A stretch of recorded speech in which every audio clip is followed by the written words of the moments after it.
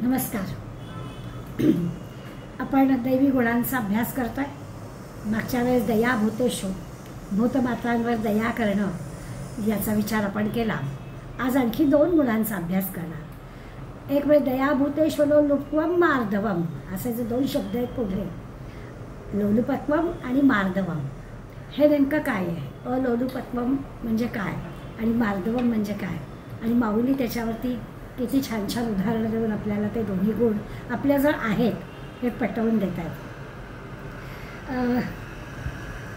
ज्याला लालसा किंवा ज्याला आपल्याला काहीतरी सारखं काहीतरी हवं असतं, सामान्यपणानं आपली काहीतरी इच्छा असते, अशी लालसा असणं, आसक्ती असणं, हाव असणं, याला लोलुपत्व म्हणायचं. त्याच्या उलट जो गुण आहे अलोलुपत्व, अलोलुपता, मराठीमध्ये त्याचं समानार्थी भाषांतर अलोलुपता असं केलं आहे. तोही शब्द आपल्या दृष्टीने नवीनच आहे. त्यामुळे आपण अलोलुपताचा अर्थ म्हणताना म्हणतो की ज्याला लालसा नाही आहे, हाव नाही आहे, आसक्ती नाही आहे, जे जसं आहे त्याच्यात जो आनंदी आहे तो हा गुण आहे. याचा विचार आपल्याला करायचा आहे. सोपा नाही आहे. हिंदीमध्ये एक म्हण आहे की नेक करने का और कुएं में डालने का. म्हणजे काय तर अत्यंत प्रामाणिकपणानं प्रयत्न करायचे, चांगली गोष्ट करायची, मनापासून करायची आणि ती चांगली गोष्ट आपण केली आहे हे विसरूनच जायचं. कुएं में डालणं म्हणजे जे काही आपण केलं आहे ते चांगलंच करायचं, प्रयत्नपूर्वक चांगलं करायचं, पण ते मी केलं आहे असं मनात सुद्धा आणायचं नाही. तर ही फारच मोठी अवघड गोष्ट आहे सामान्यांसाठी. असं आपल्याला लक्षात येईल की एकतर चांगलं काम करायचं, प्रामाणिकपणे करायचं, प्रयत्नपूर्वक करायचं आणि मी केलं असं जराही म्हणायचं नाही. त्याच्यामध्ये अजून एक बारीकसा भाग येईल की बऱ्याचदा असं होतं की एखादी चांगली गोष्ट करताना मनात विचार येतो की बाकीच्याला का सुचत नाही, मीच का करायचं. तर तोही विचार याच्यामध्ये येईल की मीच करायचं. ही भगवंतांनी आपल्याला जणू काही सुचवलेली गोष्ट आहे, तर ती मीच करायची, प्रामाणिकपणे करायची, प्रयत्नपूर्वक करायची, दुसऱ्याच्या चांगल्यासाठीच करायची आणि पुन्हा ती लगेच आपण केलं ते विसरून जायचं. गेले 18 दिवस आपण सगळेजण घंटाळीत जात होतो. ते लक्षात येत होतं की इतकी तुफान गर्दी होती सगळ्या दिवशी आणि लोक जराही शिस्तीने वागत नाहीत. म्हणजे किती तर देवीच्या समोरच चपला काढायच्या आणि शिरायचं लाईनीमध्ये. तिथे मोठा स्टँड ठेवलेला आहे, त्या स्टँडमध्ये चपला ठेवायला किती एक सेकंड पण काही लागणार नाही आहे. पण वाटेमध्ये न ठेवता आपण जर ते आपल्या चपला उचलून ठेवल्या तर किती सोपी साधी गोष्ट आहे, परंतु ती कोणीच करत नाही. आणि जो कोणी करतो त्याला कळत नकळत असं वाटतं की मीच का करायचं दरवेळेस. त्याचं उत्तर आपल्याला इथे सापडतं की मीच करायचं. दिसतंय ना आणि ते चुकीचं आहे ना, थोड्याच वेळाचं आहे ना, मग त्याचा 1 सेकंद जातो, तर आपलं तर काही 1 तास झाला नाही, मग आपण का नाही करायचं. अशी जी कामं आहेत ती सगळ्यांसाठीची आहेत, प्रामाणिकपणे करायची आहे, चांगल्यासाठी करायची आहे आणि पुढे विसरून पण जायचं आहे की ते आपण केलं. काही काही कार्यक्रमातून आपल्याला तिथल्या लोकांच्या शिस्तीचा लगेच अंदाज येतो. परवा दसऱ्याच्या दिवशी संघाच्या एका कार्यक्रमाला गेले होते. 500 काय कितीतरी लोक होते, सगळ्यांच्या चपला रांगेत होत्या. मग हे कोणी केलं? शिस्त लावून घ्यायची असते आपल्या स्वतःला पण, आणि पण ज्याची कोणाची रांगेत नव्हती त्यांनी वाट नाही बघितली की ह्यांनी का अशी टाकली, पटकन आपल्याबरोबर दुसऱ्याची पण रांगेत लावून टाकली. हे नेकी करणं आणि विसरून जाणं, हा तो म्हणीचा अर्थ की मीच का करायचं. ह्या प्रश्नाचं उत्तर तर गेलंच, मीच करायचं. आणि मी करताना हा मनात पण विचार आणायचा नाही की मी केलं आहे, 4 लोकांनी बघावं, आपल्याला चांगलं म्हणावं, आपला फोटो काढावा, तर लोकांनी त्याचे कौतुक करावं, असला काहीच विषय या अलोलुपतेमध्ये नाही आहे. कशाचीच इच्छा नाही, कशाचाच लोभ नाही, कुठल्याच प्रकारची आसक्ती नाही, त्याला म्हणायचं अलोलुपता. आता हे पाहिलं की आपल्या मनात येईल की हे काही सामान्य आम्ही प्रापंचिक माणसं आहोत, आपलं बरं असा आपला विचार असतो. तर हा जो गुण आहे हा भगवंतांनी देऊन ठेवला आहे, पण आम्ही काही त्याप्रमाणे वागू असं नाही, असं स्वाभाविक आपल्या मनात येईल. आणि साधू संन्याशांना संतांना ठीक आहे, ते असं दुसऱ्यासाठी करतात आणि आपण केलं असं मानत पण नाहीत वगैरे वगैरे. आता ही जी काही साधू संन्यासांबद्दलची असते तर त्यांच्या बाबतीत पण आपण म्हणतो की त्यांना मोह नाही, आसक्ती नाही, असं पण काही नाही दिसत. कितीतरी मोठ्या माणसांची उदाहरणं लगेच आपल्या मनात येतात. म्हणजे विश्वामित्र आणि जलभरतासारखी नावं लगेच लक्षात येतात की त्यांना सुद्धा मोह झाला, केवढी साधना, केवढी मोठी तपश्चर्या, पण ते सुद्धा मोहाला बळी पडले. तर तुम्ही आम्ही काय असं वाटणारच. परंतु हा जो अलोलुपता गुण आहे हा अशा मोठ्या माणसांना मोह झाला आहे म्हणून आम्हाला जमणार नाही, अशा प्रकारचा सामान्य माणसांनी त्याच्यातून सुटका नाही घ्यायची. हा जो गुण आहे अलोलुपता, नाही आपल्याला लोभ असता कामा नये, मोह असता कामा नये, आसक्ती असता कामा नये, असं सामान्य माणसाला सुद्धा तो त्याच्या जीवनामध्ये नक्कीच उपयोगी पडणारा गुण आहे. अगदी सर्व काळी सर्व वयामधल्या सगळ्या मंडळींना, सगळ्या क्षेत्रामधल्या मंडळींना हा गुण अतिशय उपयोगी पडणारा आहे असं दिसेल. आज आपण त्याची खूप उदाहरणं घेणार आहोत. माऊलींनी पण आपल्याला छान छान उदाहरणं दिली आहेत आणि मग लक्षात येईल की अरे खरंच हा अलोलुपता दैवी गुण घेऊन आलो आहेच आपल्याजवळ, की आपण सहज अशा प्रकारची कामं करून टाकतो आणि आपलं काही कोणी त्याच्याबद्दल फार मोठं कौतुक करावं अशी अपेक्षाही नसते. भागवतामध्ये भगवंतांनी जे काही उद्धवाला कथा सांगितली, ह्या कथेमध्ये म्हणजे भागवताची कथा कशी आहे की भगवंत उद्धवाला सांगतात बरोबर, पण त्याच्यामध्ये आणखीन संवाद आहे. त्याच्यातला एक महत्त्वाचा संवाद आहे तो आहे अवधूताचा आणि यदुराजाचा. या यदुराजाच्या आणि अवधूताच्या संवादामध्ये त्यांनी हा म्हणजे बोध देणाऱ्या ज्या गोष्टी असतात त्या गोष्टी त्यांना सांगितलेल्या आहेत. आणि ह्या कथा सगळ्या अशा पशु पक्षी प्राणी किंवा ह्याच्यातले उदाहरणं घेऊन या यदुराजाचा आणि अवधूताचा संवाद आहे. तो संवाद भगवंत उद्धवाला सांगतात भागवतामध्ये. आणि याच्यामध्ये आपल्या लक्षात येईल की कुठे कुठे नेमकं असं गडबडत आहे की कुठे लोभ येतो, कुठे मोह येतो आणि त्या छोट्या छोट्या गोष्टींमधल्या लोभामुळे आपण कशी आपल्याजवळ अशा गुण विसरतो, अशा प्रकारची उदाहरणं ते दे. पहिलं एक उदाहरण या अवधूताच्या संवादामध्ये आहे. त्यांनी म्हटलं की एक कपोत पक्षी होता, कपोताचं जोडपं होतं, नर मादी दोघं होते आणि त्यांची पिल्लं होती. फार अगदी एखादं छान कुटुंब असावं अशी त्यांची ती पिल्लं आणि ते कपोत पक्षी नरमादी एकमेकांचं अत्यंत प्रेमळ आणि ती पिल्लं सगळं छान सुखाने राहत होते. पण एक दिवस असं झालं, कोणीतरी पक्षी पकडणारा तो आला आणि त्यांनी जाळं टाकून ठेवलं. त्यांचं असं असतं की जाळं टाकून ठेवतात, संध्याकाळी त्या जाळ्यामध्ये कोण अडकताय, दाणे बिणे ठेवलेले असतात. आणि त्या दिवशी घडलं खरं असं की काय चूक झाली माहिती आहे, या कपोताची सगळी पिल्लं जाळ्यात अडकली आणि त्या कपोतीला कळलं की अरे आपली पिल्लं जाळ्यात अडकली आहेत आणि आता काय करायचं. पण अत्यंत प्रेम होतं त्या पिल्लांवरती त्या कपोतीचं आणि त्यामुळे तिने काय केलं, तिने पण त्या जाळ्यामध्ये उडी घेतली. या कपोताला पण ही गोष्ट कळली, आपली पिल्लं पण अडकलेत, आपली कपोती पण अडकले. त्यालाही ते सहन झालं नाही, त्यांनी पण ते केलं. आता काय झालं, या पारध्याला अचानकच त्याला फायदा झाला, सगळे पिल्लं पण मिळाली आणि हे दोन पक्षी पण मिळाले, त्याला स्वाभाविकच आनंद झाला. आता ही कथा यदुराजा या अवधूताला सांगतोय. कशासाठी सांगतोय, मोह कसा होतो. खरं तर कपोत पक्षाची गोष्ट सांगितली आहे, पण ती तुमच्या आमच्यासाठी आहे की आम्ही आमच्या चौकोनी कुटुंबातल्या सगळ्यांमध्ये असे काही अडकतो की आम्ही त्याच्यातून एक अडकला की दुसरा तिसरा अडकून सगळ्यांचाच नाश करून देतो. म्हणून अवधूत यदुराजाला सांगतायत की ज्याचं अशांत झालेलं असतं ना, मन ज्याचं अशांत झालेलं असतं ना, त्याचं अशी गडबड होते की तो पुन्हा आपल्या पुत्र पती किंवा काय जे पत्नी यांच्या सगळ्यांच्या प्रेमामध्ये असा काही अडकलेला असतो की त्याला त्यांच्याशिवायचं दुसरं सुख माहीतच नसतं आणि त्यांच्या सुखामध्ये तो इतका अडकलेला असतो की त्यांच्याशिवाय राहणंच शक्य नाही असं त्याचं होतं. म्हणजे आपलं जे जग आहे ते एवढंच आहे, आपलं कुटुंब हेच जणू काही आपलं जग आहे. अशा वृत्तीची जी मंडळी असतात त्याबद्दल यदुराजाला सांगायचं आहे की असं होतं की तो असा जो गृहस्थाश्रमी माणूस आहे, हा गृहस्थाश्रमी माणूस हा कपोत पक्षासारखा कुटुंब प्रेमामुळे स्वतःचा सर्वनाश करून घेतो. मोहामुळे, लोभामुळे, आसक्तीमुळे. अलोलुपता हा जो काही गुण आपण पाहतोय की तो जो असेल तर माणूस शांतपणाचा विचार करेल, ह्या सगळ्या संकटात तर काहीतरी मार्ग काढेल. पण हा जो ज्याच्याजवळ कुटुंब आणि मी एवढंच जग आहे असा विचार करणार असतो तो हा कपोत पक्षासारखा अडकतो, असं यांनी या यदुराजा आणि अवधूताच्या संवादातून सांगितलं. अशा अनेक उदाहरणं त्यांनी दिले.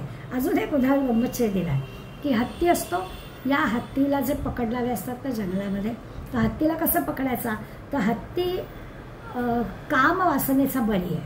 तर म्हणे असं करतात, वनात जंगलात असणाऱ्या हत्तीला पकडताना एखादा लाकडी हत्तीण अशी ठेवतात आणि त्या हत्तीला कळत नाही, तो त्या लाकडी हत्तीनिशी संग करायला जातो आणि तिथेच तो त्याला पकडण्यासाठी खोडा ठेवलेला असतो, त्या खोड्यामध्ये हत्ती अडकतो. पुन्हा त्या कथेतून आपल्याला सांगतात की आम्ही पण हे असेच अडकतो.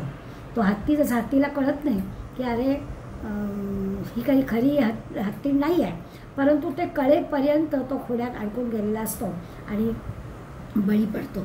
आमचं पण सगळ्यांचं असंच होतं, हे त्या कथेतून त्यांना सांगायचं आहे. दोन गोष्टी आहेत, कुटुंबामध्ये गृहस्थाश्रमी माणूस कुटुंबाच्या प्रेमामुळे अडकतो किंवा वासनेमुळे आसक्तीमुळे कसा अडकतो. तिसरा अवधूताला कथा सांगतायत की साधारणपणानं धनसंचयाचं वेळ फार असतं, पैसा हवा, कितीही असला तर तो कमीच पडतो, म्हणून आणखीन हवा अशा प्रकारचं असतं. त्याला त्यांनी मधमाशीचं उदाहरण दिलं आहे. म्हणजे कपोत झाला, हत्ती झाला, आता म्हणाले मधमाशी कशी असते, तर तिचं उदाहरण दिलं आहे की मधमाशा सारखा प्रयत्न करत असतात. सारखा त्यांचा प्रयत्न काय आहे, त्या फुलातला मध घ्यायचा आणि तो गोळा करायचा आणि असा मग एवढा सगळा मध गोळा केला की तो कोणीतरी मध गोळा करणारा भिल्ल येतो आणि या मधमाशीने एवढा प्रयत्न केलेला असतो आणि मध गोळा केलेला असतो, त्याच्यावर डल्ला मारतो आणि घेऊन जातो. यातून काय सांगायचं आहे, ह्या मधमाशीच्या या अशा प्रकारच्या प्रयत्नातून तिला मिळालेलं जे अपयश आहे, याच्यातून काय नेमकं सांगायचं आहे, तर तेच सांगायचं आहे की माणूस पैसा पैसा पैसा करायला जातो आणि लक्ष्मी इतकी चंचल आहे की त्या लक्ष्मीचा खरा उपभोग आपल्याला घ्यायला मिळत नाही आणि आपण मात्र तसेच राहतो. सारखं मनाला हे सांगावं लागतं की अशा लोभात राहू नको. अलोलुपता जी आहे ना, ती अशी वेगवेगळ्या कारणांनी आपल्यामध्ये आहे, त्याच्यातून आपल्याला बाजूला काढण्यासाठी या गुणाचा विचार करायचा आहे. दिलेत पक्ष्यांची उदाहरणं, पण ती सगळी आपल्याला लागू करण्यासाठी आहे. तो जसा गृहस्थाश्रमी माणूस जसा अडकतो, कपोत पक्षासारखा अडकतो, कामनेमध्ये वासनेमध्ये अडकतो, तो हत्तीसारखा अडकतो आणि मधमाशांसारखं बिचारी मध साठवते आणि तिला त्याचा काही उपयोग होत नाही, तो भिल्ल घेऊन जातो आणि असंच घडतं. पैसा पैसा पैसा साठवायचा आणि मग त्या पैशाचा आपल्याला उपयोगच नाही होत आणि मग तर भलक्याच कोणाला त्याचा उपयोग होतो असं होतं. आणखी पण हरणाची गोष्ट ते सांगितली की हरिण जाळ्यात अडकतं. ह्या प्रसंग अवधूताने घेतला आहे आणि त्याच्यातून बोध घेतला तर काय, तर कसं असतं की सगळे जाळ्यात अडकणं हे पशुपक्षाला बिचारायला बुद्धी कमी आहे म्हणून ठीक आहे, त्यांची उदाहरणं घ्यायची आणि बुद्धी असणारा माणूस पण तसंच वागतोय हे अवधूताला सांगायचं असं लक्षात येईल. ते असतं ना, मासे पकडणारे असतात, त्यांच्या त्या तंबूसाला म्हणजे काठीला तंबूस असतो आणि तंबूसाच्या टोकाला कणकेचा गोळा असतो आणि मग तो टाकला की त्याला गळ असतो त्या टोकाला आणि त्या गळ्याचं कणिक खायला म्हणून मासा येतो आणि तो बरोबर त्या जाळ्यामध्ये त्या गळ्याला अडकतो. तर तसं म्हणे असतं की असं आणि मग तो बिचारा तो स्वाभाविक एक तर पकडला जातो, तडफडतो, मरतो, काहीतरी होतं. आपलं पण म्हणे असंच आहे. आणि मग ह्या भाषासाठी किंवा जे काही असे काहीतरी आमिष दाखवून आपण अडकणारी मंडळी आहोत, त्या मंडळींबद्दल सांगतात की आपल्या माणसाचं काय आहे, तो जसा कणकेला जातो पकडायला आणि बिचारा अडकतो मासा किंवा हरिण असं जाळ्यात अडकतं की तसं म्हणे माणसाचं होतं. माणसाची रसना जी आहे ना, ती रसना अशीच आहे की ती रसना आपल्याला स्वस्त बसू देत नाही आणि तिचं काय होतं, सगळ्या बाकीच्या इंद्रियांच्यापेक्षा रसनेच्या बाबतीत ही गोष्ट खरी आहे आणि तिला ताब्यात ठेवणं अतिशय अवघड आहे. तर हे सगळे जे मोह आहेत, ही सगळी जी आसक्ती आहे, या सगळ्याला बाजूला ठेवता आलं पाहिजे. त्याला अलोलुपता म्हणायचं. सगळ्यांसाठी आहे, फक्त संत सज्जन संन्याशांनी हे करावं आणि सामान्यांना ते नाही असं नाही. तर आसक्ती सगळ्यांना असते. ती जी लोलुपता, ती जी आसक्ती आहे, ती आपल्याला सगळ्यातून खाली खेचते, कुठली असू दे. अधिकाराची लालसा असू दे किंवा पैशाची लालसा असू दे किंवा आणखीन काही रूपाची, शिक्षणाची, जी काही, त्या सगळ्या लालसा जी आहे, ती जी आसक्ती आहे, ती माणसाला रसातळाला नेते. म्हणून अलोलुपता हा गुण आपल्याजवळ आहे. सगळं करून अलिप्तपणानं ते सगळं मान्य केलं पाहिजे, असं जमलं पाहिजे असं ते आपल्याला सांगतात. अलीकडे प्रसिद्धीची आसक्ती तर फारच असते, त्या लालसेत तर फारच मंडळी अडकतात. म्हणून ते सुरुवातीला म्हणून सांगितलं ना, नेकी करणं आणि कोळे मिळाला करायचं आणि विसरूनच जायचं. असं जे आहे ते आहे. आपण काम करायचं आणि निसरून जायचं म्हणजे तो अलोलुपता. म्हणजे सगळ्या प्रकारच्या त्या लालसेतून आसक्तीतून माणूस बाजूला राहू शकेल. माऊलींनी छान उदाहरणे आहेत. 163 ते 167 ओव्यांमध्ये माऊली उदाहरण आपल्याला सांगणार आहेत की अलोलुपता म्हणजे नेमकं काय. माऊलींची जी सगळी उदाहरणं आहेत ना, आता जसं आपण भागवताचा आधार घेऊन या पक्ष्यांची उदाहरणं घेतली, माऊली पण आपल्याला निसर्गातली उदाहरणं देणार आहेत की कशी निसर्गामध्ये आपल्याला आसक्ती लालसा नसणारं काय काय काय काय दिसतं तसं आपल्याला झालं पाहिजे. 163 वेळी बघा, आता सूर्यासी जीवे अनुसरली या राजीवे परी ते तो न शिवे सौरभ्य जैसे. आकाशामध्ये सूर्य आहे आणि पृथ्वीवरती काय सूर्यकमळ उगवतं. आता ते जेव्हा सूर्यकमळ उगवतं ते अगदी म्हणतात तसं सूर्यकमळच म्हटलंय त्याला, तर ते आकाशामध्ये सूर्य आला की ते उगवतं. पण आणि त्याच्यात सुगंध सौरभ म्हणजे सुगंध, पण त्या सुगंधाला डायरेक्ट त्या सूर्याचा स्पर्शसुद्धा नाही आहे, त्याच्यामुळे घडतं. सूर्यकमळ आहे, सूर्य आल्यामुळे ते उगवतं, छानपैकी सुगंध येतो, अगदी बरोबर आहे. पण त्या सूर्याचा म्हणतात तसा त्या फुलापर्यंत काही प्रवास नाही आहे. सगळी फुलं त्या आपण जर ते सूर्यफुलाची शेती पाहिली ना तर आपल्याला दिसतं की ते अशी सगळं शेत असं सूर्यफुलाने भरलेलं आहे आणि सकाळी त्यांची सगळ्यांची तोंडं अशी पूर्वेला असतात सूर्याच्या बाजूला. आणि जसा जसा जसा सूर्य जातो ना तसं तसं तसं तसं त्यांच्या माना बदलतात ना. आणि मग संध्याकाळी पाहतो ना तर सूर्यास्ताच्या वेळेला सगळी ती शेती फुलं सगळी अशी पश्चिमेला गेलेली असतात. तर माऊली त्याचं उदाहरण घेऊन आपल्याला सांगतात की आता सूर्यासी जीवे अनुसरली या राजीवे. अगदी बरोबर आहे, ते अनन्यत्व आहे, नाही असं का बघा, त्याच्यावरच याचं उमलणं अवलंबून आहे. परंतु ते न शिवे सौरभ्य दिसे, पण त्याचा स्पर्शसुद्धा नाही आहे. इतकी अलिप्तता आहे आपल्यामुळे. या संबंध पृथ्वी तलावरची ही सगळी सूर्यकमळं उमलली आहेत, पण त्याचा त्याच्याशी संबंधच काही नाही आहे. ह्याला म्हणायचं त्याची काही आसक्ती जे मी केलं असं त्याला काही म्हणायचंच नाही. काही लालसा नाही, काही आसक्ती नाही, अभिमान नाही, हाव नाही, काहीच नाही. अशी सूर्या नुसता द्रष्टेपण आपल्यामुळे झालाय असं म्हणायला पण तो तयार नाही आहे. इतकं पाहिजे. छान सूर्याचं उदाहरण माऊली दिलं आहे. किती नाही म्हणजे किती की आपण केलाय असं आपल्या मनात सुद्धा राहता कामा शिल्लक. अशा पद्धतीनं अलोलुपता हा गुण आपल्यामधला लक्षात घ्यायचा आहे. दुसऱ्या ओबीमध्ये आणखी उदाहरण छान देतात. का वसंताची या वाहाणी आलिया वनश्रीच्या अक्षहिणी ते न करी तुची घेणी निघाला तो. आता वसंत ऋतूचं उदाहरण माऊली घेतात. त्या म्हणतात काय होतं, वसंत ऋतूचं नुसतं आगमन झालं की आलिया वनश्रीच्या अक्षहिणी. अक्षहिणी म्हणजे सैन्य मोजायचा जो आकडा असतो तसा आहे की किती तर पत्र पुष्प फळं असं अक्षहिणी सैन्यासारखं खूप संख्येने येतं. नुसता वसंत ऋतूचं आगमन होता क्षणी झाडाला पालवी फुटते, छानपैकी सगळीकडे फुलं फळं यायला लागतात. ते न करी तुची घेणी निघाला तो. पण असं हे जे सगळं फळा फुलांचं पानांचं ऐश्वर्य आहे त्या ऐश्वर्याकडे तो वसंत ऋतू पाहत पण नाही. त्याच्या आगमनाची चाहूल लागताच हे आपोआप सगळं घडतं. असं जे की होतं आणि तो येतो आणि निघून जातो. पुढल्या महिन्यात ज्येष्ठ महिना आला की पुन्हा ऋतू सुरू होतं. त्यात तो काही हे पण करत नाही आहे, पण त्याच्या आगमनाने हे सगळं होतं. तो जसा अलिप्त राहतो त्याला म्हणायचं अलोलुपता. असं म्हणजे जसं असतं ना की संन्यासाचं हे करतात की संन्यासी आपल्या ऐश्वर्याकडे तो तपश्चर्याला गेला की ऐश्वर्याकडे बघतच नाही, तसं म्हणालं आहे की असा तो वसंत ऋतू ह्या ऐश्वर्याकडे बघतच नाही. त्याच्यामुळे सगळं हे ऐश्वर्य पृथ्वीवरती असतं पण तो बघत नाही. अशा ह्याला अलोलुपता असं म्हणतात. कुठल्याही प्रकारची इच्छा नाही, लालसा नाही, आसक्ती नाही, हाव नाही. हे असो महासिद्धीसी लक्ष्मी आली या पाशी परी महाविष्णू जैसी न गणित ते. आता ठीक आहे, सूर्य आणि वसंत ऋतूची उदाहरणं पटली बाबा. आता तर लक्ष्मीचं म्हणजे महाविष्णूच्या पत्नीचं लक्ष्मीचंच उदाहरण माऊली काय म्हणतात ते जाऊ दे म्हणे. हे असो, ही तर दोन उदाहरणं आहेतच की नाहीच आहे लालसा, ना सूर्याला लालसा ना वसंत ऋतूला. आपण केलं असतं त्याला म्हणायचं त्यांच्यामुळे होतं, ही गोष्ट खरी आहे, परंतु ते काही असं माझ्यामुळे झालं असं म्हणायला तयार नाही. आता म्हणतात हे राहू दे, महासिद्धीसी लक्ष्मी ही आली या पाशी परी महाविष्णू जैसी न गणित ते म्हणतात की सगळ्या सिद्धींसह लक्ष्मी पायाशी आहे. अष्टमहासिद्धी राबते तुझा गाडी ते दरबार. अशा सगळ्या सिद्धी त्या विष्णूच्या पायाशी आहे. पण असं जरी असलं तरी तो महाविष्णू या सिद्धीला काही महत्त्व देत नाही, काहीच आहे. म्हणजे त्या तिला सुद्धा लक्ष्मी पायाशी आली आहे, ती आली असताना सुद्धा महाविष्णू तिची काही दखल घेत नाही. आता मी म्हटलं तसं की सूर्याचा आणि वसंत ऋतूचं उदाहरण आपल्याला जरा तरी पटलं.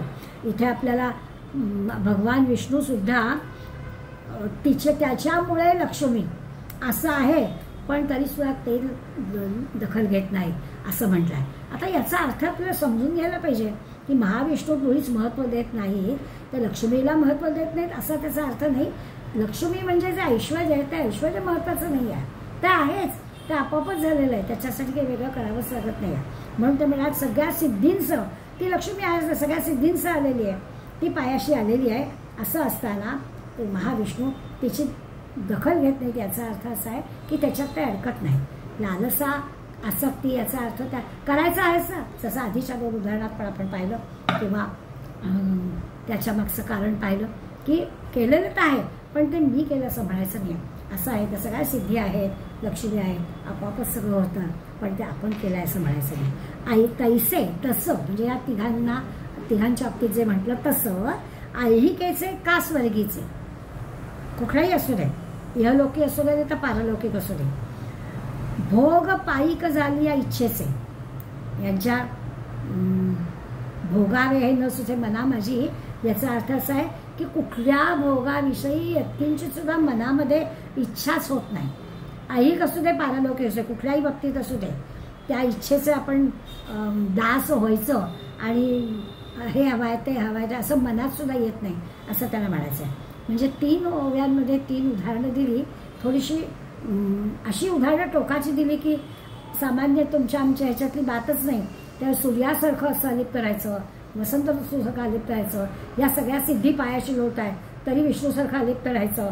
आणि मग म्हणतायत की ऐसं ऐहिकाचं का स्वर्गीचं, ऐहिक किंवा पारलौकिक जे भोग आहेत, पायिक झाली इच्छा, याच्या इच्छेने दास होऊन जरी कितीही पुढे आले, कितीही जरी ऐश्वर्य पुढे आलं तरी त्याच्या भोगाविषयी काही ज्याला यत्किंचितची इच्छा होत नाही. सगळ्या प्रकारचे भोग येतील पण त्याच्यात अडकणार नाही. बहुवे काय कौतुकी जीवन हे विषयाभिलागी अलोलुत्वदशा ठाऊकी जाणते. इतकं कशाला ते म्हणतायत मी सहजच तुला सांगतो. आता बघा आधीच्या ओवीमध्ये सांगितलं काय की दोन्ही ठिकाणी कितीही प्रकारची जरी अगदी त्या इच्छेचे दास होऊन असा शब्द वापरलाय तरी भोग पायिक झाली या त्या इच्छेने. म्हणजे दोन्ही ठिकाणी आपण या दृश्य जगामध्ये वावरतो तेव्हा पण किंवा पारलौकिक दुनियेत गेल्यावर सुद्धा यांच्या इच्छेने अगदी कितीही जरी पुढे आले, दास होऊन पुढे आलं तरी सुद्धा त्या भोगाविषयी ज्याला काही यत्किंचित इच्छा नाही आहे, यत्किंचितही त्या लालसेवर अडकत नाही आहे, असं त्याला अलोलुपता म्हणायचं. आता पुढे याच्यात ते आणखीन काय सांगू तर म्हणे सहज बहुवे काय कौतुकी, सहज कौतुकाने जीव नोहे विषयाभिलागी. तो जीव जो आहे तो विषयांची इच्छा करत नाही, जराही तो जीव विषयांची इच्छा करत नाही. त्याला ही जी काही अवस्था आहे अलोलुपत्वाची अशी अवस्था आहे, म्हणजे आत्ता आपण म्हटलं असं की जरा प्रसिद्धी वगैरे अशा प्रसिद्धीची वगैरे हाव त्याला जराही नाही आहे असं म्हणे तू समज. आता माऊली हे जे सांगतायत किंवा भगवंत सांगतोय अर्जुनाला अलोलुपत्व किंवा हे जे अलोलुपता हा जो गुण आहे की मला कशाची हाव नाही, ही कशी यायची. त्यामुळे तू समजून घे की या देही आणि परलोकीच्या वेळेला कितीही जरी पुढे ऐश्वर्य आलं तरी तो अडकत नाही. इतकंच नाही तर इतकी अनासक्ती, इतकी त्याचं निरीच्छ असलं पाहिजे की कुठल्याही अवस्थेमध्ये कुठल्याच प्रकारची इच्छा त्याच्या मनात सुद्धा येत नाही. आता हे जे काय आहे ना हे आपल्याला म्हणजे अर्जुनाला सांगतोय भगवंत किंवा माऊली सांगता आहेत हे ठीक आहे, परंतु सामान्य आम्हाला असं वाटतं की हे कसं काय असं होणार. साध्या साध्या गोष्टींसुद्धा आम्हाला आमचं आणि परकं चांगलंच कळतं. म्हणजे एकीकडे ह्या निरासक्त अलोलुपता म्हणजे अजिबात जराही आसक्ती नाही या गुणाचा आपण अनुभव घेण्याचा विचार करायचा. आता हा अनुभव आपल्याला येतो का असा जर विचार केला तर असं लक्षात येतं की अरे माझं मला कळतं. बारीकसं जरी आम्ही काम केलं तरी देखील आम्हाला असं वाटतं की आपण याची दखल घेतली गेली पाहिजे. सतरंजीचं हे तर सतरंजी आपली आहे म्हणून फक्त कार्यक्रम बसायचा आणि पुन्हा कार्यक्रम संपेपर्यंत विचार करायचा की आभार प्रदर्शनामध्ये कोणी कोणी काय काय मदत केली त्याचं आपलं नाव घेतात ना. अशा प्रकारची माणसं आम्ही सामान्य आहोत. तर आम्हाला हे सूर्य आणि काय वसंत ऋतू आणि काय विष्णू ही उदाहरणं कशी काय पटावीत? आम्हाला कठीणच आहे सगळं. सामान्य माणसाला आसक्तीच नाही, काही मिळावं असं वाटतच नाही, असं असू शकत नाही. काहीतरी वाटतंच. तुला म्हणतात ना की खायला आधी, फोटोला मधी आणि कामाला कधी मधी, अशी माणसं आम्ही. त्यामुळे आम्हाला काहीच न करता आम्हाला काहीतरी मिळावं अशी इच्छा असणाऱ्या मंडळींना अलोलुपता हा गुण कसा काय आणि आहे असं ते म्हणतात. भगवंत म्हणतो आहेच तुमच्याजवळ तो गुण, त्याची फक्त तुम्हाला आठवण करून देतो. आता असा जर विचार मनात आला तर लक्षात येतं की अरे खरंच आहे ना, आपण आता वेगळ्या दृष्टीने ह्या अलोलुपतेकडे पाहायला पाहिजे. परिस्थिती कळली आपल्याला. माऊलींनी सांगितलं की उदाहरणं एकदम टोकाची वरची आहेत आणि त्या टोकाला जाईपर्यंत आम्ही इतके खाली आहोत की आम्हाला त्या गुणापर्यंत जायचं असेल तर काय काय करायला हवं. असा विचार मनात आला की खरोखर आसक्ती नको, हाव नको, लालसा नको. म्हणजे नेमकं काय? साधारणपणे वयाची 60-70 वगैरे आली, निवृत्ती आली जवळ की मग असं वाटतं की आता तरी आपला घराचा मोह सुटावा. पण नाही सुटत. घरातल्यानी आपल्याला काहीतरी त्याबद्दल सन्मान द्यावा अशा सगळ्या प्रकारची इच्छा असते. अगदी म्हणजे प्रत्येक गोष्ट काही घर सोड वनात जायला हवं आणि मगच लोलुपता येईल असं मानायचं काही कारण नाही आहे. हा जो गुण आपल्याजवळ आहे तर त्याचं स्मरण आपल्याला भगवंत करून देत आहेत किंवा माऊली करून देत आहेत. तर तो आपण कसा आपल्यामध्ये आणायचा? तर हे असं अलिप्तपणाने आपल्याला राहता येईल का? आपल्याच घरात राहायचं, परंतु अशा प्रकारचं जसं आपण कार्यालयीन कामामधून निवृत्त झालो आहे तसं या सगळ्या घरातल्या सगळ्या गोष्टींमधून आपण निवृत्त झालो आहे का? विचारल्या तरच आपण आपले सल्ला मसलत करतोय का आपण प्रत्येक गोष्टीमध्ये आपलं काहीतरी मत मांडतोय. म्हणजे मला आलंसं आहे असा त्याचा अर्थ झाला. आणि मग त्यासाठी आपल्याला काय काय करायला म्हणजे आता तर काय आपण शहरात राहतो, आपलं सहज लक्षात येतं की इतकं छान स्वतःला आपल्याला दुसऱ्या कुठल्या तरी कामामध्ये गुंतवून घेतलं तर या अशा प्रकारची जसं त्या कपोत पक्षाचं उदाहरण अवधूतांनी दिलेलं आपण पाहिलं की आपण त्या कुटुंबाच्या लालसेत अडकणारच नाही. लालसेतून बाहेर पडायचं तर आपल्या काहीतरी मनाला दुसरी काहीतरी विरंगुळा दुसरा पाहिजे. काय आपल्या आवडीचं असेल, धार्मिक असेल, सेवाकार्य असेल, आणखीन काही असेल त्याच्यात आपण गुंतलो तर ही अशी जी काही गृहस्थ आश्रमाची जी लालस आहे त्या लालसेमध्ये आपण अडकणार नाही असं लक्षात येईल. आपण दासबोधाचा अभ्यास करताना तिसरा जो दर्शक दिलेला दासबोधाचा त्याच्यामध्ये त्या कादंबरीसारखं 3 लगातार समास आपल्याला दिलेत आणि कसा कसा तो माणूस अडकतो. सामान्य तुमच्या आमचा प्रतिनिधी असल्यासारखंच त्याचं वर्णन आहे. आता ती सगळी संकटं ती त्या माणसाला एकाच माणसावर सगळी येतात अशातला भाग नाही, परंतु आई वडील भावंड किंवा काय आपले सगळे सोयरे यांना कसं काय त्या एका स्त्रीसाठी किंवा पत्नीसाठी कसं बाकीच्या तो दूर ठेवतो, पुन्हा पुन्हा पैसे मिळवायला कसे जातो, पुन्हा पुन्हा परदेशात जातो, आपल्या पैशाची कुटुंबियांना जरुरी आहे आपली नाही आहे हे कसं त्याला उशिरा लक्षात येतं वगैरे वगैरे आपण पाहिलं आहे. तेव्हा हा लोलुपत्व म्हणजे काय असतं, कशी हाव असते, कशी आसक्ती असते ती दासबोधामधल्या त्या सगुण निरूपणामध्ये आपण त्या गोष्टी पाहिल्यात लोलुपतेचा. आता ह्या सगळ्यातून आपल्याला मनाने कसं बाजूला होता येईल आणि हा गुण आपल्या दैवी गुण आहे सांगतायत की ते जे असं राहता येणं अशक्य नाही आहे कारण तो आहेच गुण आपल्याजवळ.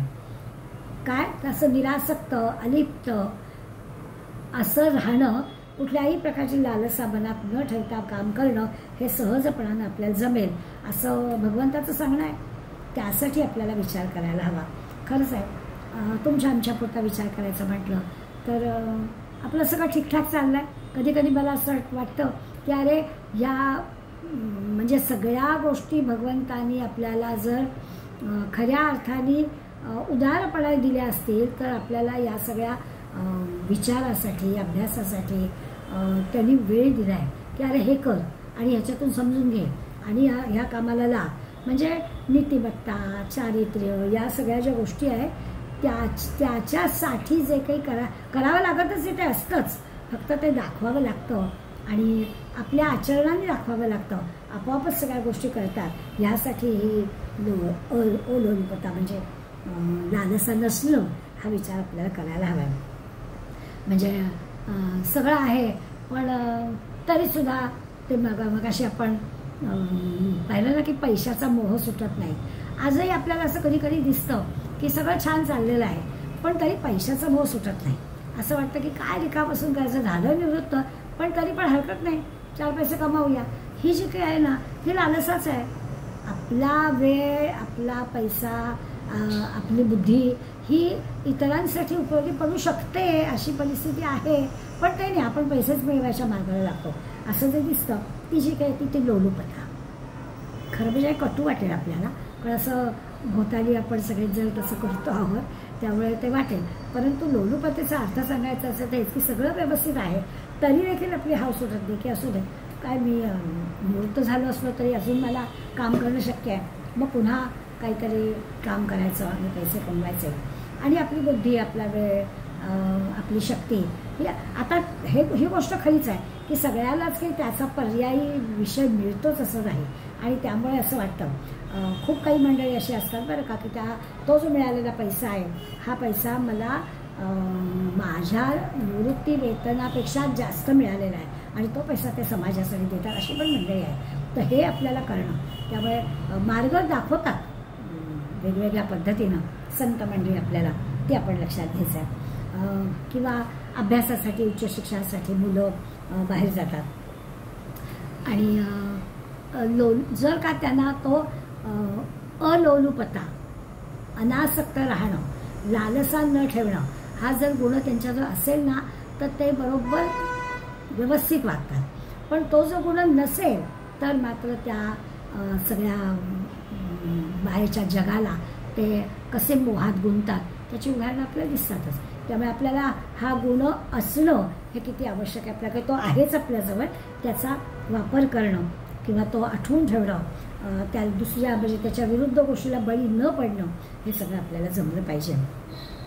खऱ्या अर्थानं जर आपल्याला आपली प्रगती करून घ्यायची असेल, आपली उन्नती करून घ्यायची असेल तर आपल्याला ती लोलुपता संपवून टाकली पाहिजे, लालसा संपवून टाकली. कशातही अडकता कामा नये, कुठल्याच प्रकारचे मोह, आसक्ती आपल्याला राहता कामा नये. पूर्वी राजे लोक असायचे ना ते असे शहरामध्ये वेषांतर करून फिरायचे. तर एकदा एक राजा असाच वेषांतर करून फिरत होता. आता वेषांतर केलं असल्यामुळे त्याला ओळखायचा काही प्रश्नच नव्हता आणि आपल्याला कथा माहिती आहे, फक्त आठवण कोणते ते.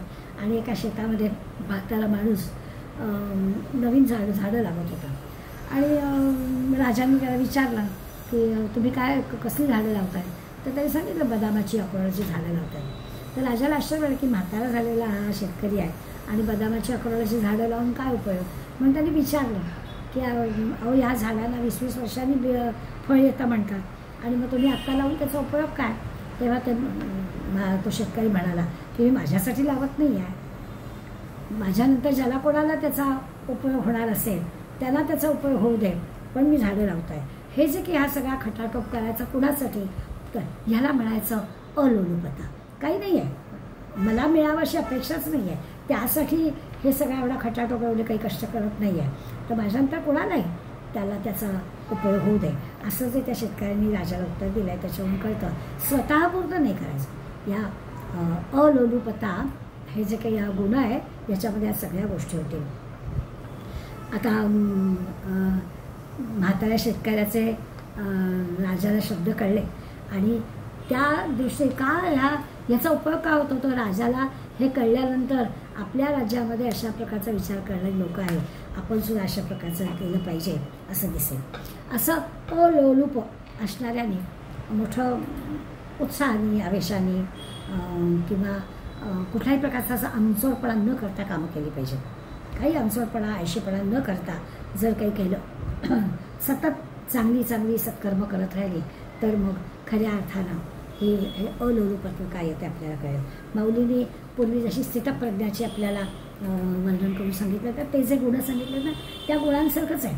इतकं अंतकण निग्रही असलं तरच हे त्याला जमणार आहे, नाहीतर हे जमणार.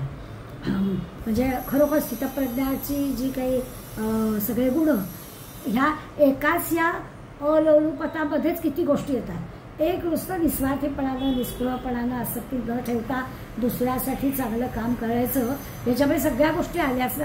नेकीने करणं, सत्याने करणं, प्रयत्नपूर्वक करणं आणि पुन्हा त्याचं नावही न घेणं, ह्या अशा सगळ्या अटीमध्ये बसणारी गोष्ट केली तर सगळे व्यवहार असे जर झाले तर किती चांगली गोष्ट होईल ना. आता सामान्य माणसासारखे अशी म्हणजे सामान्य माणसांमधल्या माणसाने अशा प्रकारचं काम केलं आणि ते जर सगळं आलं तर खरोखर असा निर्लेपपणानं व्यवहार करणारे मंडळी असतात. माऊलींनी किंवा भगवंतांनी स्थितप्रज्ञ म्हटलं आहे तर त्यांनाच म्हटलेलं आहे.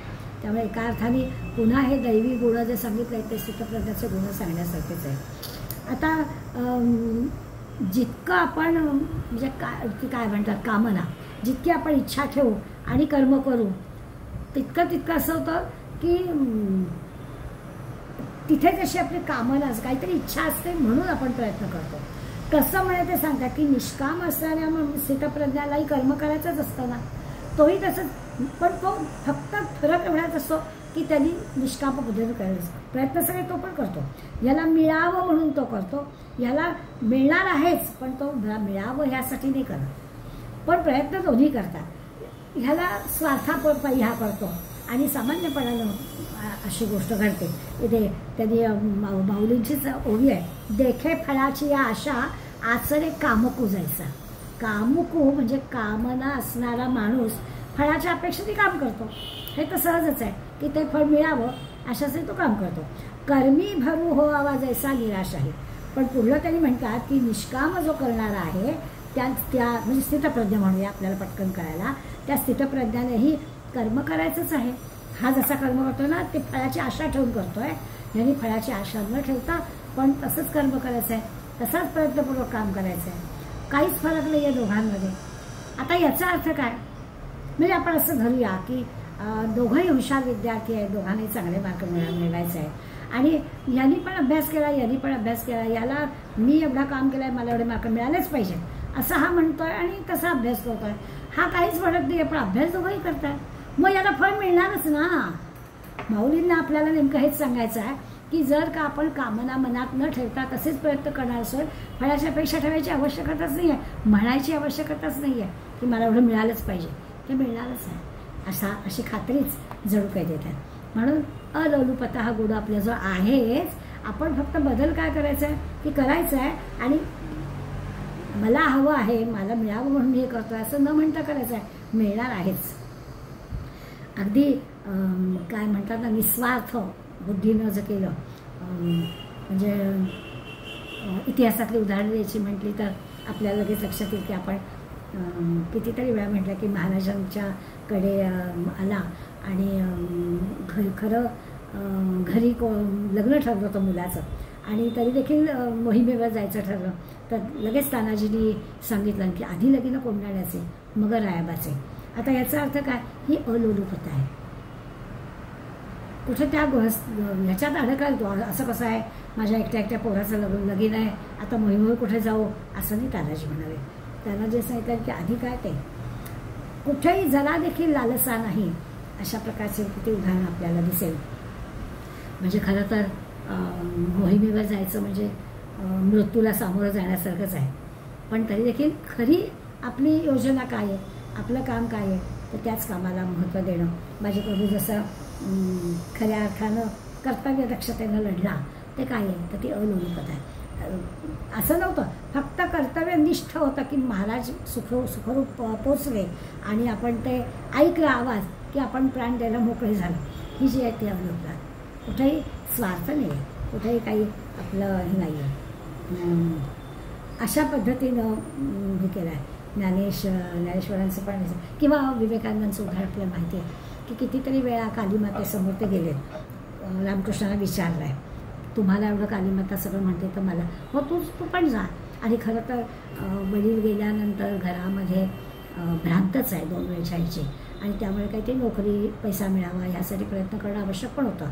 आणि मग नरेंद्रांनी म्हटलं रामकृष्णाला की मला तू जा आणि माग ना, कालीमाता तुझ्यावर पण प्रसन्न होईल. परंतु तोंडून मागितलं गेलंच नाही ना, ज्ञान दे वैराग्य दे असंच मागितलं. आपल्याला नोकरी उद्योग करायला हवा, माझी 2 वेळची व्यवस्था करावी असं काही मागणं मागितलंच गेलं नाही. ही जी काही आहे ना ही अलोलुपता आहे. काही लालसाच नाही, कुठलं काही मिळावं अशा मागणीचंही गेलं नाही तर काही नाही, मला ज्ञान दे वैराग्य असंच कालीमातेचं मध्ये असं आहे.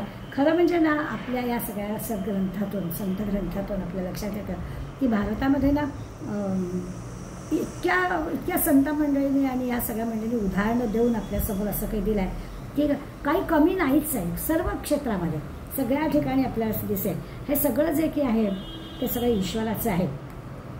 प्रत्येक जण सांगतोय करता करविता तो ईश्वर आहे. असा जो काही संस्कार आपल्यावर पहिल्या संत सारखे करतात की करता करविता ईश्वर आहे, तो सगळं काय ते करतोय. म्हणजे सद्ग्रंथांनी संतांनी वेदांनी ते सांगितलं आहे. आता हे जर सांगितलेलं आहे तर तेवढंच फक्त आपल्याला लक्षात ठेवायचं आहे. हे लक्षात ठेवलं तर वेगळं अरूपतेचा काय संबंध येतो. काही आशा ठेवायचा प्रश्नच येत नाही, कारण जे काही करायचं आहे ते आपल्याकडनं करून घेणार आहे. फक्त आपण ते केलं पाहिजे आणि त्या फळाकडे बघायचं नाही, आसक्तीकडे बघायचं नाही, हे मिळालंच पाहिजे म्हणायचं नाही, काहीच आहे. कुठल्याही प्रकारची लालसा ठेवायची नाही. एवढा साधी गोष्ट आहे आणि ती सगळ्या सद्ग्रंथांनी सगळ्या संतांनी वेदांनी आपल्याला सांगितलेलंच आहे, ते विसरून सांगणारच. त्यामुळे अलोलुपता हा गुण आपल्याजवळ आहे, फक्त आत्ता त्याच्यावर गंज चढलेला आहे. त्यामुळे त्याची आपल्याला पुन्हा आठवण माऊलीने करून दिली आणि माऊली टोकाची उदाहरणं देऊन आपल्याला दिलेलं आहे की आपल्याला सूर्यासारखं आलित करायचं आहे, आपल्याला वसंत ऋतू सगळं करायचं आहे. सगळं त्या वसंत ऋतूच्या नुसत्या आगमनानेच सगळं झालं आहे. छान उदाहरण दिलं माऊलीने. असं आपल्याला जमलं पाहिजे. पुढला जो गुण आहे तो तर काय फारच गोड आहे. त्याचं मूळ गोड बोलणं, मृदुता. सगळी कामं गोड बोलून होतात असं म्हणजे राजबोधामध्ये तर अनेक ठिकाणी सांगितलंच आहे. त्याची आज आपण आठवण करूनच घेणार आहोत की खरोखरच मृदुता हा गुण असा आहे की आपल्या भाषेमध्ये आपल्या वागणुकीमध्ये तो मृदुता हा गुण असला पाहिजे.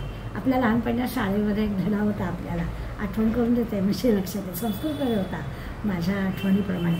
तर म्हणे एक राजा आपल्या लवाजमासह शिकारीला गेला आणि शिकारीला गेल्यावर काय त्या दिवशी झालं माहीत नाही, पण त्याच्याबरोबर असणारा सगळा लवाजमा आणि राजाची चुकामूक झाली. खरं तर प्रधान आणि सेनापती काही सैनिक वगैरे बरीच मंडळी होती, परंतु राजा पुढे गेला आणि काय चुकामूक झाली. संध्याकाळ व्हायला लागली, आता काळोख पडेल आणि परत जायचं आहे आपल्याला, पण राजाच सापडत नाही. आणि मग एका ठिकाणी सगळे थांबले आणि प्रधानांनी सांगितलं एका सैनिकाला की तू घोड्यावर स्वार हो आणि जरा आसपास बघून ये की राजा कुठेतरी विश्रांती घेत असेल, कुठेतरी शिकायसाठी थांबला असेल, पाण्याजवळ असेल तर जरा बघून ये. आता सैनिक असतो, काम दिलेलं आहे म्हणून सैनिक गेला.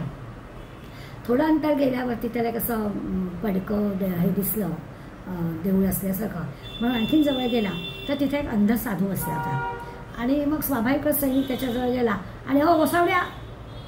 आता तो बिचारा अंध होता, त्यांनी आवाज ऐकला पण त्याला दिसत नव्हतं, त्यामुळे तुम्हाला कोण बोलताय, काय झालं. तर आमचा राजा गेला का इथून. मग ते सांगितलं मी अंध आहे, मला माहीत नाही, मी इथे आपलं देवाचं नाव घेऊन बसलेलो आहे, मला दिसत नाही, त्यामुळे गेला. मग परत तो सैनिकच तर मला गोसावड्या तुला दिसत नसलं तरी ऐकूत आलं की नाही, घोड्यांच्या टापांचा आवाज बिवाज कुठल्या दिशेला गेला कळलं की नाही, म्हणजे त्या दिशेला मला राजाला शोधायला जायला बरं पडेल. परंतु त्यांनी सांगितलं नाही बाबा मला काही माहिती नाही तुझा राजा कुठे गेला ते. आणि मग त्यांनी शोधलं वगैरे सैनिकांनी, तो परत आला, त्याला काय राजा सापडला नाही. मग प्रधानाने विचार केला की ह्याच्यात झालं नाही, आपण या शिपायांचा जो नाईक आहे जरा आणखीन हुशार आहे, याला सांगावं. मग त्या शिपायांचा जो नाईक होता त्याला म्हटलं की तू आता जा. तो शोधायला गेला आणि मग तो शोधायला गेल्यावर त्यांनी जरा इकडे तिकडे पाहिलं, त्यालाही हा नेमका अंध साधू दिसला. आणि मग त्यांनी त्या साधू महाराज आमचे महाराज गेले का हो, आमचे राजे गेले का इथून. त्याला पण त्यांनी त्या सैनिकाला दिलं तसंच उत्तर दिलं. मग तोही बिचारा हात हलत परत गेला. मग प्रत्यक्ष सेनापती आला. सेनापतीला पण असंच झालं की तो साधू बसलेलाच होता तिथे. तिथून त्यांचं जिथे छावणी पडली होती त्या छावणीच्या तिथून कुठल्याही दिशेला जायचं झालं तर तो साधू दिसतच होता. त्यामुळे त्या प्रधानाला सुद्धा तो साधू दिसला. त्यांनी त्याला पण विचारलं सुगाशी महाराज आमच्या राजांना पाहिलं कळकळ मला दिसत नाही. तरी त्यांना बाकीच्या उत्तर दिलं, तशीच उत्तर दिली. तो सेनापती पण बिचारा परत गेला. आता प्रधान म्हणाला आता मलाच स्वतःला जायला पाहिजे, कोणीच कसं राजाला शोधू शकत नाही. मग प्रधान स्वतः गेला. प्रधानाला पण अंध साधू दिसला. त्याला पण त्यांनी विचारलं आणि मग थोड्या वेळाने असं झालं की याला इतक्या लोकांनी विचारलं आणि आपल्याला काही राजा माहितीच नाही, आपल्याला दिसतच नाही आहे राजा कुठल्या दिशेने गेला, काय गेला, टापांचा आवाज वगैरे काहीच आला नाही. पण जरा वेळ मात्र गेला आणि घोड्यांच्या टापांचा आवाज आला. तो कोणीतरी उतरल्यासारखं त्याला जाणवलं आणि जवळ येऊन कोणीतरी म्हणालं, भगवान. आणि मग ह्या अंधसाधूने म्हटलं, आपण महाराज आहात ना. म्हणाले, तू कसं काय मला ओळखलंस.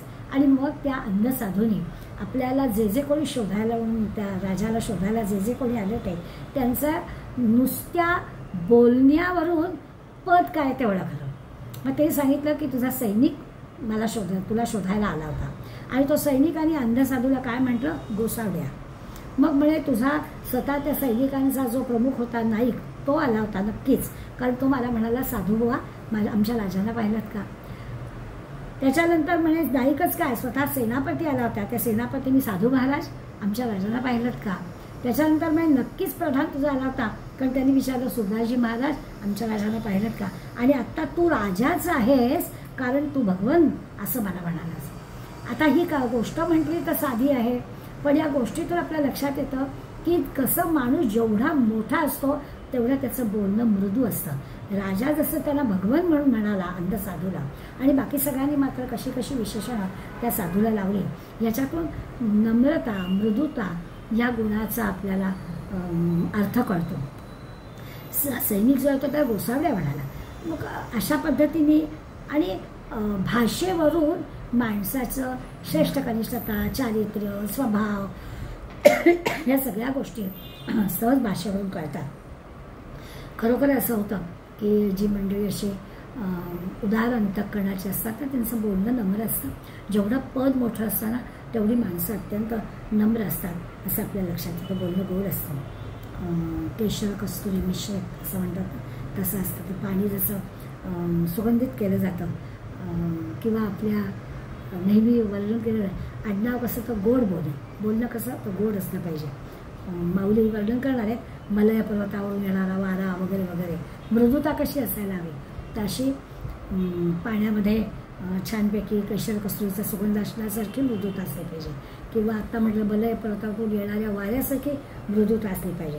किंवा आपण नेहमी उदाहरण घेतो, ज्या झाडाला भरपूर फळं लागलेली असतात ना, ती फांदी अशी लवलेली असते. जो माणूस अधिक गुणवान असतो, अधिक बुद्धिमान असतो, तो अधिक नम्र असतो असं उदाहरण देतात. वामन पंडितांचा त्याच्यावरती एक श्लोक आहे, वृक्ष फार लवती फल भारे. ते म्हणतात लवलेली फांदी असते ना, म्हणजे ती फळामुळे लवते. लोंबती जलद घेऊनी नीर. आकाशामध्ये ढग, ज्या ढगामध्ये पाणी आहे ना, पाऊस पडणारे ढग आहेत ना, ते खाली आलेले असतात. थोर गर्व न करी विभवाचा. आपल्या वैभवाचा गर्व करू नका, हा स्वभाव उपकार पराचा. आपण काय कसं असलं पाहिजे, तर दुसऱ्यासाठी मदत केली पाहिजे, परोपकारी आपण असलं पाहिजे असं ते आपल्याला सांगतात. अगदी सहज वामन पंडिताच्या श्लोकाचा आपल्याला अर्थ कळेल. आपल्या शब्दाने कोणी दुखावलं जाऊ नये. मृदुता या शब्दाचा अर्थ असा आहे की आपल्या बोलण्यामुळे कोणी दुखावलं जाऊ नये. मला असं बोलायचं नव्हतं, माझ्या बोलण्याचा तो अर्थ वेगळा झाला, तुला माझे बोलशब्द लागले का, अशी वेळ आपल्यावर येऊ नये असं आपलं बोलणं असावं, हा त्याचा खरा अर्थ. आणि खरं तर असं आहे ना की गोड बोलणं, मृदू बोलणं हे खरं अधिक प्रभावी होतं.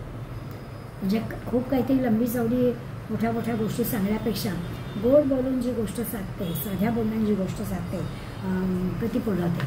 मी नेहमी गमतीने आमच्या शिबिरातल्या मुलांना सांगतो की आपल्याला आपल्या मोठ्या भावाकडनं किंवा बहिणीकडनं काही वस्तू हवी असते ना, तर जरा गोड बोला. अगदी काही नाही ना, तर मग सकाळी सकाळी मोठ्या मंडळींना नमस्कार करताना ताईदादाला पण नमस्कार करावा. आपोआप आपल्याला काय हवं असेल ना ते ताईदादा देतात. ही एक जी काही एकमेकांबद्दलचं जे काही प्रेम आहे, आदर आहे, ते साध्या साध्या कृतीने, साध्या साध्या बोलण्याने, मृदू भाषेनं सहजपणे जमतात. दासबोधामध्ये मी अशी म्हटलं की अनंत ओव्या समर्थांनी अशा विखुरलेल्या आहेत की जिथे जिथे म्हणून समर्थांनी आपल्याला आपल्यामधले गुण दाखवताना या बोलण्यावरती समर्थ येतातच. बरे बोलता सुख वाटते, किती सोप्या भाषा असेल, बरं बोलता सुख वाटते, हे तो प्रत्यय असं येते. आपल्याला हे सहज कळतं की आपण जर चांगलं बोललो तर आपल्याला बरं वाटतं. आपल्या बाबतीत सुद्धा आत्मवत पराव येते. आपल्यासारखंच दुसऱ्याबद्दल समजावं, मानित जावे. आपल्याला जसं वाटतं की गोड बोललं तर बरं वाटतं, मग तसं इतरांशी सुद्धा गोड बोलावं. किंवा कठीण शब्द वाईट वाटते, हे तो प्रत्यय असं येते. काहीतरी असं कठोरपणानं बोललं तर ते दुःखदायक आहे, तरी मग वाईट बोलावे ते काय निमित्त, हे पण माहिती आहे ना आपल्याला. मग कशाला कठोर बोलायचं. किती समर्थांच्या समोर अशी तरुण मंडळी आहेत ना, 12-14 वर्षाची मुलं आहेत, त्यामुळे त्यांना अशा गोड भाषेमध्ये सांगतात की अरे चांगलं बोललं की तुम्हाला बरं वाटतं ना, मग सगळ्यांशी चांगलं बोला. काही कठोर बोललं तर आपल्याला वाईट वाटतं ना, मग कोणाशीच कठोर बोलू नका. सहज सांगून टाकलं. आपण असं चिमोटा घेतला, तेणे जीव कसा विस झाला, आपुल्या बोलून दुसऱ्याला पारखीत झालं. किती सहजपणे सांगितलं की अरे आपल्यावरून सगळं मला कसं हवं आहे तसंच इतरांना पण हवं आहे असं का नाही मानायचं. जे दुसऱ्याचं दुःख करी ती अपवित्र वैखरी. दुसऱ्याला दुःख करणारी आपली वाणी असेल तर ती अत्यंत अपवित्र आहे. पुढे म्हणतात आपलाची घात करी कोणे एके प्रसंगी. आपण जसं केलं तर कधीतरी ते उलटेल आणि आपला घात होईल. म्हणून असं करू नये. दुसऱ्याचं वर्म काढलं जाईल, दुसऱ्याला कमीपणा येईल, दुसऱ्याला दुःख होईल, अशा प्रकारचं काहीही बोलू नये.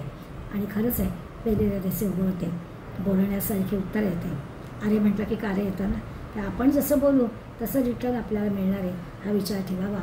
म्हणून कर्कश बोलू नये, कठोर बोलू नये असं अनंत ठिकाणी समर्थांनी आपल्याला सांगितलं. आता या संतांनी, विद्वानांनी, पंडितांनी किती आपल्याला समजावलं, किती उपदेश केला, किती वेगळ्या पद्धतीनं परोपरीनं कितीतरी सांगितलं. तरीच आपल्या लक्षात येईल की ललित वाङ्मय जे असतं ना, किंवा आपल्या काय म्हणायचं दूरदर्शन मालिका किंवा सिनेमा, नाटक, या सगळ्या गोष्टीतून जो परिणाम होतो ना तो ह्या सगळ्या संत वाङ्मयातल्या वगैरे म्हणजे त्यांचा परिणाम होईल, पण तो एका विशिष्ट वयामध्ये होईल. समाजाचा विचार केला तर ह्या सगळ्यातून जे काही मिळतं, आत्ता म्हटलं तसं की दूरदर्शन आहे, सिनेमे आहेत, नाटकं आहेत, याच्यातून जे काही येतं त्याच्यातून जरा परिणाम जरा लवकर घडतो. आणि म्हणून याच्यातून काही चांगल्या गोष्टी हे केल्या पाहिजे. म्हणजे एखाद्या आपल्या घरातल्या भावानी वडिलांनी आपल्याला काही सांगितलं तर पटत नाही, पण तेच आपल्याला मैत्रिणीने सांगितलं तर पटतं.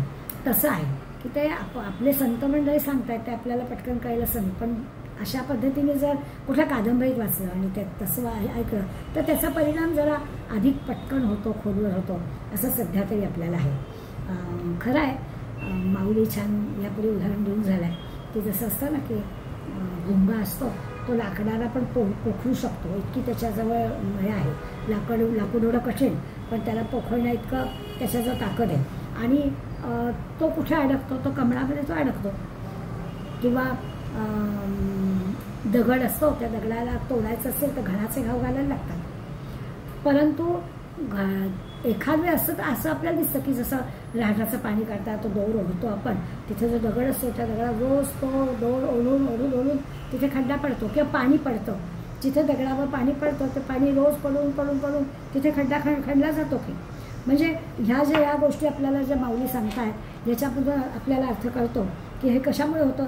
तर सतत जर आपण एखादी चांगली गोष्ट ऐकत राहिलो, मृदुता ही आपल्याला एकदम नाही येणार, पण असं जर आपण रोज ऐकत राहिलो तर आपल्याला या गोष्टी कळतील. ते गुरुदेव रानड्यांच्या चरित्रामध्ये प्रसंग आहे की एक असा खूप मोठा कॉलेजमध्ये समारंभ होता आणि खूप मोठी विद्वान मंडळी त्या कार्यक्रमाला आलेली होती. सगळे तरुण कॉलेजमधले विद्यार्थी प्रेक्षागृहात जमले होते आणि का कोण जणे पण खूपच गडबड गोंधळ चाललेला होता आणि काही राजकारणी लोक पण आलेली होती. तर तिथे उपस्थित असणाऱ्या एका नेत्याला ह्या मुलांचा गोंधळ होता तो काही मानवला नाही आणि मग त्या नेत्यांनी कठोर शब्दामध्ये ह्या मुलांबद्दलचे काही टीका केली. त्याबरोबर मुलं आणखीनच चवताळली आणि फारच मोठा कोलाहल म्हणजे असं घडू नये त्या गोष्टी घडल्या की तो स्टेजवरून तो नेता पण काहीतरी बोलतो आहे आणि मुलं तर आरडाओरडा खूप करताय आणि आता काय होणार. या सामान्य मंडळी आजूबाजूची बघायला की काय चाललं आहे, काय विद्यार्थी वागत आहेत, हे काय बरोबर आहे का, असं होत होतं. तेवढ्यामध्ये विद्यापीठाचे जे खऱ्या अर्थानं वयोवृद्ध कुलगुरू ते स्टेजवर आले. त्यांनी त्या आमदारांना विनंती केली की तुम्ही जरा तुमच्या स्थानी बसा आणि माईक समोर नुसते आले आणि अगदी शांतपणानं गंभीरपणानं नुसतं माईकवर म्हणाले की माझ्यावरून तुम्हाला आणि तुमच्यावरून ह्या संस्थेला ओळखलं जातं. इतकं मार्गवतेनं त्यांनी वाक्य टाकलं आणि हे तुम्हाला लक्षात आहे ना की तुमच्या ह्या सगळ्या ह्याच्या फार मोठं काही तिथे त्यांना समजावून सांगण्यासाठी काही गरजच पडली नाही. नुसतं एक वाक्य बोलले आणि एवढ्या वाक्यावरून इतकं कोमल, इतकं मृदू बोललं असल्यामुळे ते शब्द त्या विद्यार्थ्यांच्या कानावर पडता क्षणी मुलं एकदम शांत झाली, एकदम जादू झाल्यासारखं काम झालं. तर ही जी मृदुता आहे ना, ह्या मृदुतेबद्दल ते सांगतात आपल्याला की खरोखर साखळदंड तोडू शकणारा हत्तीसुद्धा जर कमळाच्या ह्याच्यात अडकतो केवळ मृदुतेमुळे.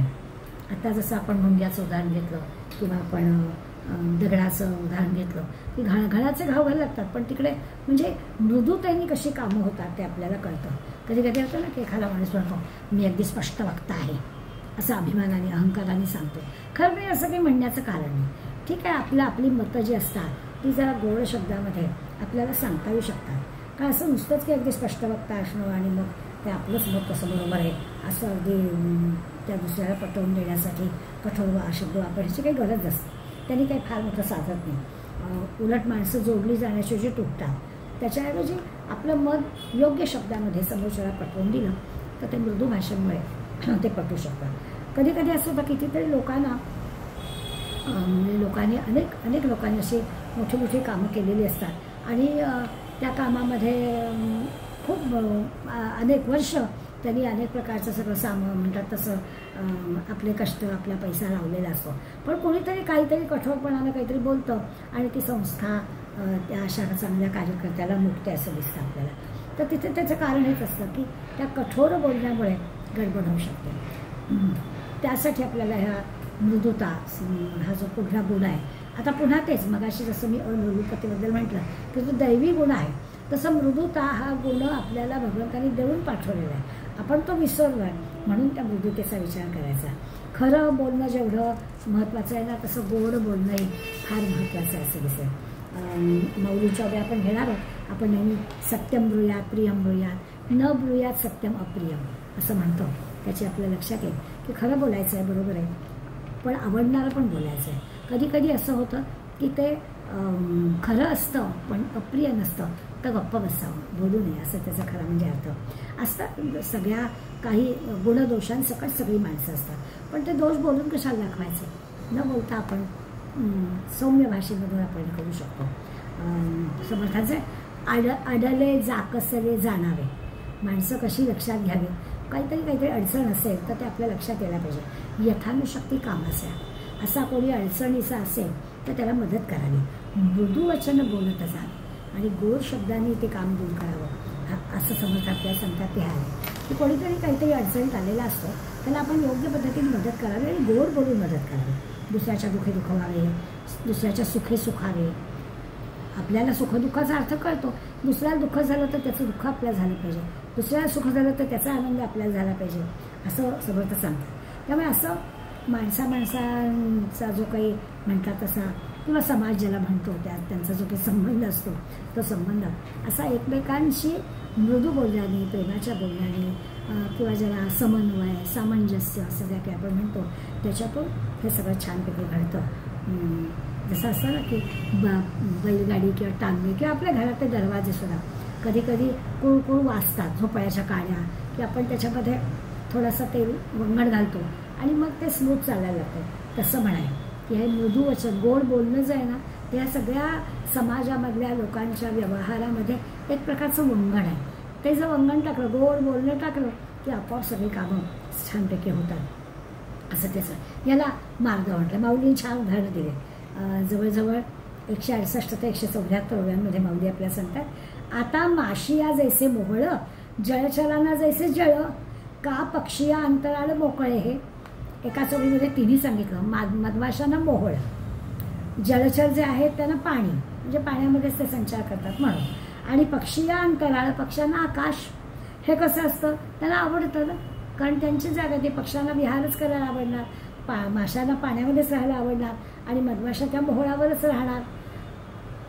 एका ओळीमध्ये तिन्ही गोष्टी सांगितल्या आणि त्या तिन्ही आपल्याला कळल्या की हो अगदी तसं आहे बरं का. काय आहे ना, तरी बालकोद्देश आहे, मातेचे स्नेह जैसे, का वसंतीच्या स्पर्धे मऊ मलया निरी. आणि मग पुढे लगेच म्हटलं 3 झाले. आता मधमाशी, जलचर झाला आणि पक्षी झाले. पुढे म्हणतात की एखाद्या लहान बाळाविषयी मातेचं चित्त कसं असतं, अत्यंत प्रेम असतं, बरोबर आहे. नातनी बालकोद्देशे मातेचे स्नेह जैसे. बाळावर, त्या लहानग्यावर आईचं प्रेम असणारच. तिचं चित्त सारखं त्या बाळापाशीच असतं आणि अत्यंत त्या बाळावरची प्रेमाने युक्त असं असतं, बरोबर आहे. पुढे म्हणतात का वसंतीच्या स्पर्शे मऊ मलया निळू. आणि मग म्हणतात की इतकंच काय, वसंत ऋतू आहे आणि मलयगिरीवरून येणारा वारा आहे. हा जसा कसा आहे तर छानच आहे, म्हणजे वसंत ऋतूतला आहे आणि अगदी मधुर कोमल आहे. मृदुतेबद्दल चाललाय बरं का.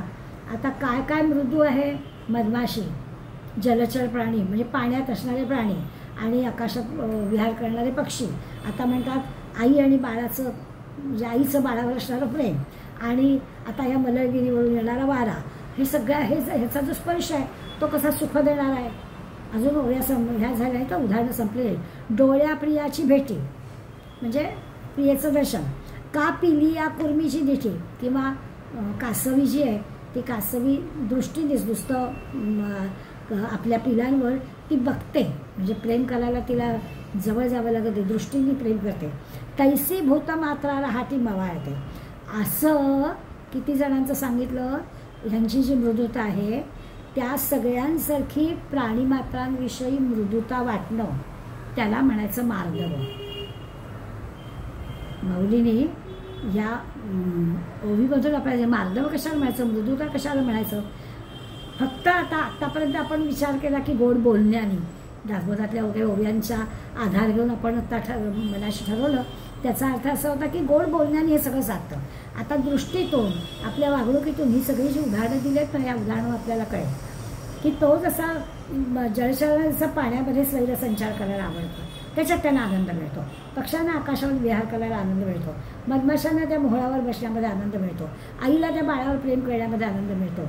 वसंत ऋतूला वारा घेतल्यावर आपल्याला जे सुखद वाटतं, या सगळ्या गोष्टींचा ते जे काही आनंद आहे, ते जे काही सुख आहे, तसं म्हणाले प्राणीमात्रांविषयी, भूतमात्रांविषयी आपल्या अंतःकरणामध्ये असं जेव्हा प्रेम निर्माण होईल, ह्याला म्हणायचं मार्दव दृष्टी, ह्याला म्हणायचं मार्दवता. स्पर्शे अतिमृदू मुखी घेता सुस्वादू घ्राणासी सुगंध उजाळू अंगे. पुण्याच्यात म्हणतात अगदी हात लावला की मऊ, स्पर्श केला की छमछाट की मऊ, सेवन केला तर रुचकर, छान चवीला छान, आणि वास घेतला तर सुगंधित, रूप पाहिलं तर शुभ्र. असं जो काही आहे. आता खरं ते उदाहरण पुढे येणार आहे. ते कापराचं उदाहरण देत आहे. तो आवडे तेवढा घेता विरुद्ध जरी न होता तरी उपमे घेता कापूरकी. खरं म्हणजे सगळ्याला मर्यादा हवी, उपमेपुरताच ते घ्यायचं आहे. तो वाटेल तेवढा सेवन करून चालत नाही. खरं आहे, स्पर्शे अतिमृदू, मुखी घेता सुस्वादू, घ्राणासी घेता सुगंधू, सगळं आहे. पण तो मर्यादेतच घ्यायचा. मर्यादा जर उल्लंघन केली तर अपाय होईल. तसं आहे. परी महाभूते पोटी आहे तेवीची परमाणुवाजी सामाय, या विश्वानुसार होय गगन जैसे. आता या ओवीनंतर स्पष्टीकरण लागणार आहे द्यायला, ते आपल्याला पुढल्या वेळेस द्यावं लागेल. तर याच्यात ते असं म्हटलं की हा जो आकाश आहे, पंचमहाभूतामधलं जे आकाश आहे, ते आकाश कसं आहे तर संबंध या मार्दवाला आकाशाची उपमा दिली आहे. कशी देता येते तर आकाश जसं या सगळ्या महाभूतांना पोटात धारण करतं. पंचमहाभूतांचा विचार केला तर आकाश सगळीकडे आहे, त्यामुळे ते जसं सगळ्यांना करतं, अगदी मातीच्या कणातही ते प्रवेश करतं, सगळ्यांना आश्रय देतं, त्या आकाशाखाली सगळ्यांना आश्रय मिळतो. तसं म्हणे प्रेमाचं स्थान मिळण्यासाठी हे असं नम्र, विनयशील, मृदुता असायला हवी. त्यामुळे मृदुतेला आकाशाची उपमा माऊली दिली आहे. काय सांगू ऐसे जिणे जे जगाचे नि जीवे प्राणे तया नाव म्हणे मार्दवणे. आता याचा आपल्याला थोडं मार्दवतेचं आणखी स्पष्टीकरण माऊली काय म्हणतात ते द्यायला लागेल, ते आपण देऊया.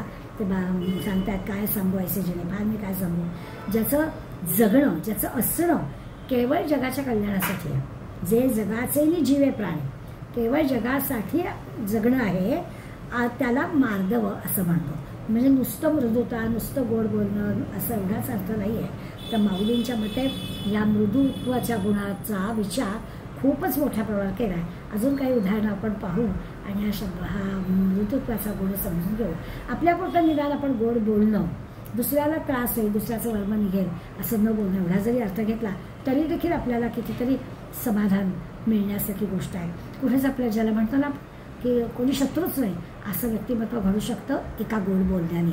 पण आपण ह्या ओव्यांच्या नंतर पुन्हा थोडासा विचार करू पुढल्या वेळेला आणि तो मृदुता शब्द हे करून मग पुढल्या गुणाकडे वळू. आज इथेच थांबूया. धन्यवाद.